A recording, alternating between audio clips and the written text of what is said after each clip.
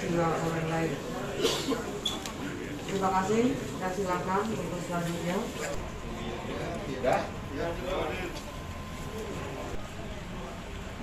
Selamat pagi menjelang siang Mas dan rekan-rekan. Jadi waktu pemeriksaan Pada pagi hari ini akan dilaksanakan konferensi pers terkait dengan pengungkapan kasus oleh Direktur Reserse Kriminal Umum. Ya, kronologisnya korban dengan pelaku sudah kenal sejak bulan Oktober 2021, di mana karena korban sama-sama menjadi vaksinator. Mereka dua-duanya nakes. Sejak itu mulai berkenalan, kemudian terjadi hubungan yang dekat, dan bahkan tersangka ini sudah melamar kepada pihak keluarga. Kemudian seperti tadi saya sampaikan, karena yang bersangkutan itu sering sakit, dititipkanlah kepada tersangka. Mungkin menurut keterangan tersangka sempat beberapa kali sakitnya parah, sampai parah dan diobati. Kemudian setelah dititipkan itu terjadi mungkin karena korban ini nakal dan lain sebagainya, sering dianiaya. Dari situlah mengakibatkan yang bersangkutan meninggal. Terakhir sebelum meninggal, korban disekap, dianiaya dan tidak diberi makan. Itu terakhir. Menurut keterangan, tentu saja hal ini akan berkembang proses penyidikan karena kita juga perlu pembuktian. Untuk orang tua yaitu Swita, kita ketahui bersama, kita temukan menggunakan ditutup dengan sarung, kemudian masih berpakaian lengkap, lalu diikat kakinya. Sementara untuk anak, saat kita dapatkan, mungkin beberapa rekan juga ikut di sana atau sudah ada video-video di luar yang sudah beredar. Di sana tidak kita temukan baju ataupun yang melekat pada korban. Dari hasil pemeriksaan, yang bersangkutan menyatakan bahwa anak tersebut dibuang dalam keadaan tidak pakai baju. Nah, ini yang nantinya tentu akan menjadi bahan-bahan pemeriksaan kita lebih lanjut. Korban ya, mungkin kita semua juga punya anak, punya apa. Cerita ini cukup dramatis. Ya, untuk korban ini saat ini waktu kejadian memang belum kita arahkan ke situ. Kita hanya memproses proses pidananya yang terjadi. Motifnya pertama, tega karena yang bersangkutan melihat anak tersebut mungkin nakal, karena mohon maaf ada sedikit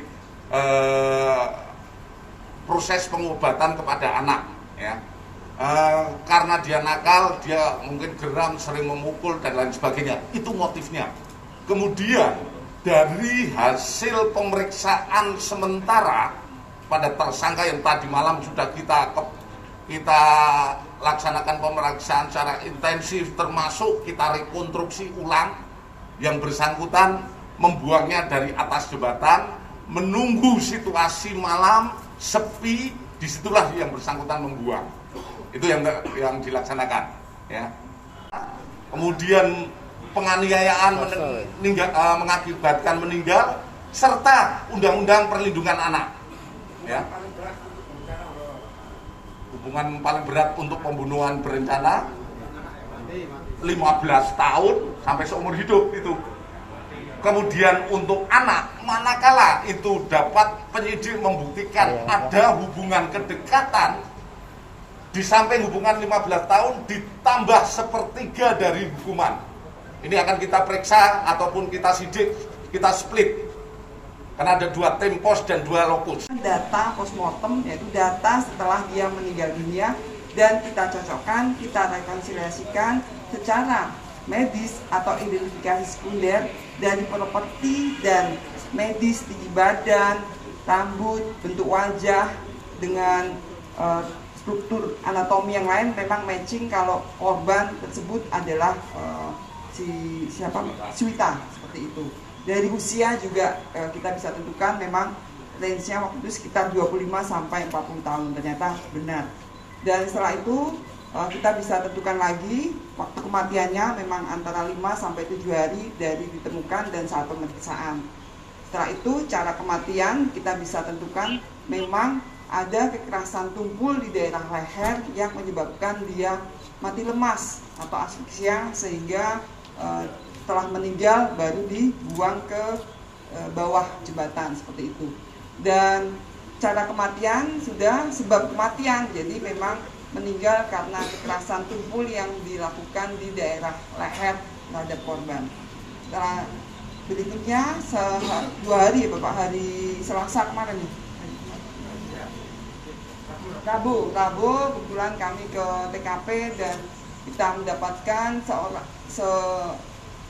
seorang anak dari kerangka. Kenapa saya bilang anak? Karena dari tulang tengkorak jelas dia anak di bawah usia 10 tahun, dan dari kerangka tersebut yang terdiri dari tulang dada, tulang tangan, dan kaki, jari-jari sudah hilang karena dia anak ya, dan cepat hancur karena di udara terbuka, tidak menggunakan pakaian, jadi cepat pembusukan, dan saya yakinkan itu meninggal sebelum yang wanita atau yang dewasa ditemukan, jadi sekitar 3-4 minggu yang lalu, seperti itu. Dari situ kita bisa cocokkan sesuai keterangan data antemortem yang dikumpulkan di keluarganya, kalau dia memang seorang anak yang hilang, dari tinggi badan, dari bentuk wajahnya, kerangkanya seperti itu, dengan foto yang disampaikan ke kami.